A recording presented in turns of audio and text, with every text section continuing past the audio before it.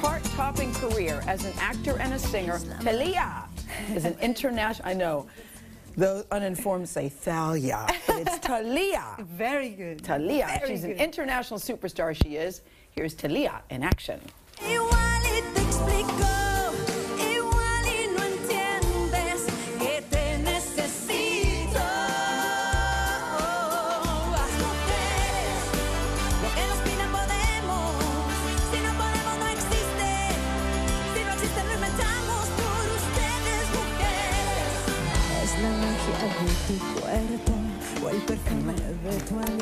I know, there's so much to talk to Thalia about, I don't even know where to start. Her new book, Growing Stronger, she reveals that everything is not as perfect as it seems.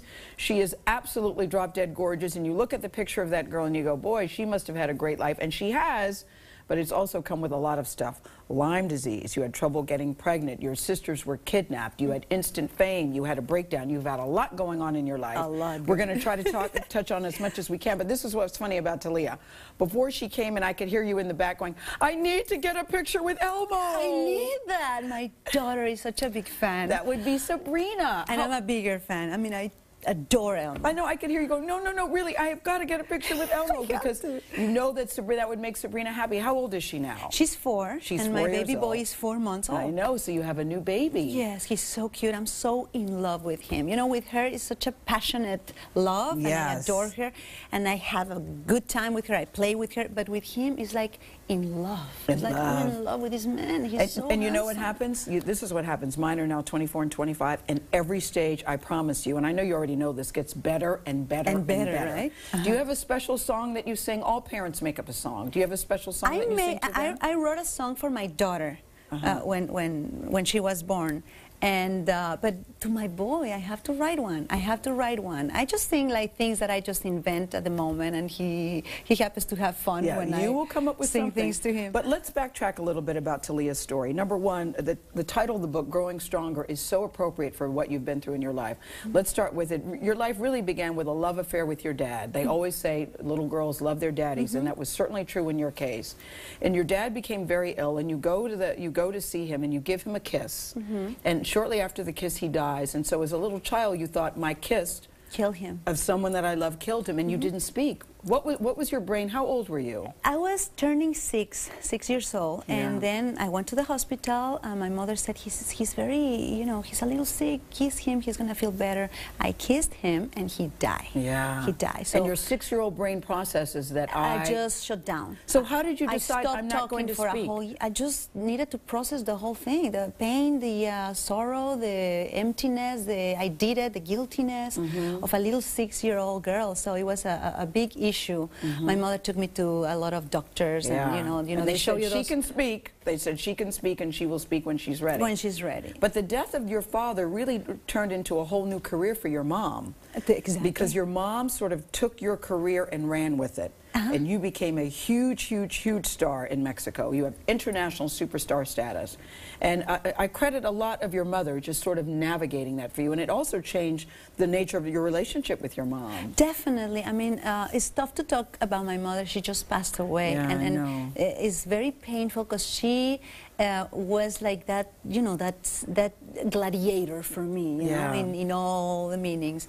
And when my father died, she took over. And I was this little girl that loved to sing, to act, to play. My older sister, Laura Zapata, she's an actress, very well known, a lot of awards in Mexico.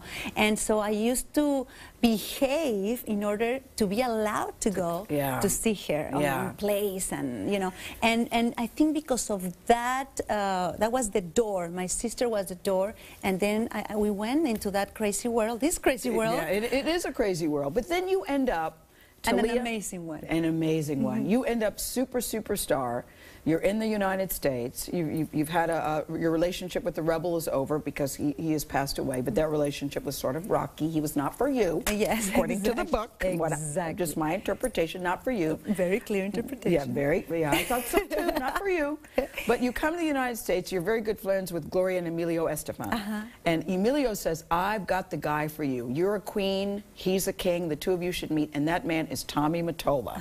For a year and a half, he kept like telling us, you have to meet each other. You're perfect for each other. And I kept asking him, but what he does? I mean, he just got divorced. Yes. He has 2 kids. I said, he just got divorced from Mariah Carey. But then, by the way, exactly. Yeah. He asked him, like, what she does, what Thalia, because he didn't know you She's either. a singer. Yes. And an actress, he's like, exactly. I want nothing to do with her. For a year and a half, Emilio kept telling us. So one day I was here in New York. I was finishing an indie movie. Yes. And then I called him and I said, Emilio, that guy that you tell me, he is the one that lives in here. Why don't you make like cocktails just to meet each other?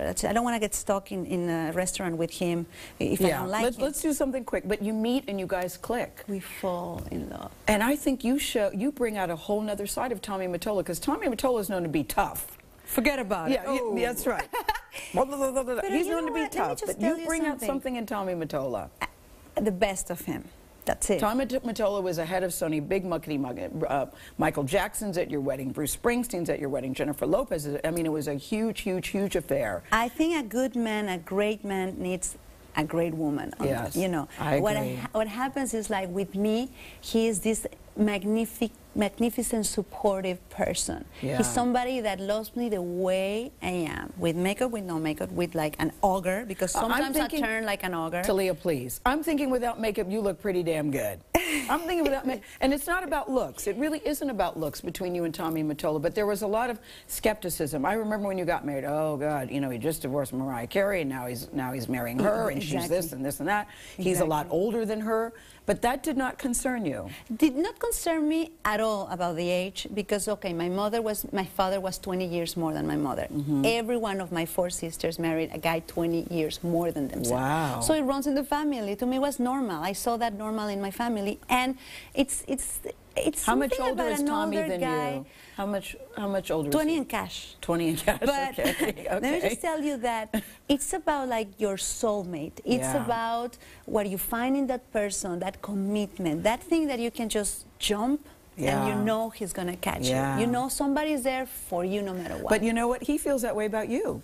He feels that way about you. I mean, the relationship between the two of you is very, very loving when you read the book. I was so impressed, because I know Tommy Mottola really as Mr. Badass. Oh, yeah. Yes, take no prisoners. He has very so bad talented publicity. Yeah, Thalia, there's been a couple of things.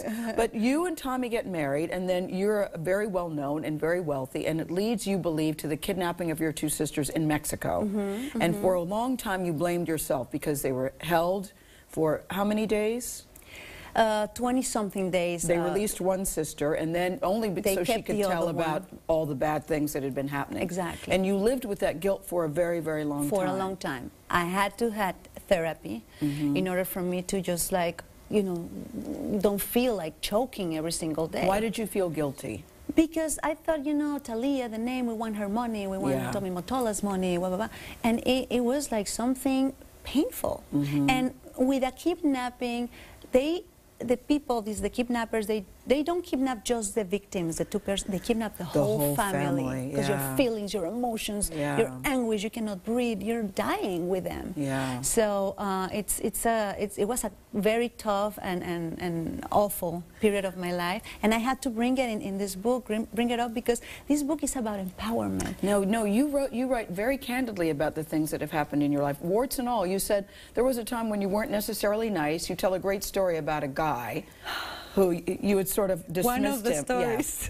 And he went out with someone else, and you realized, oh my gosh, that's how I treated people. You realized that, you know, I haven't always been the greatest person. And you made a point of calling all the people that you have wronged to say, look, I am so sorry. Totally. It was a little bit like the other day I was looking at a movie, like Jack Nicholson, and he had like a wake up, like an aha moment, and he opened a drawer with all his black little agendas, and then he started calling all the girls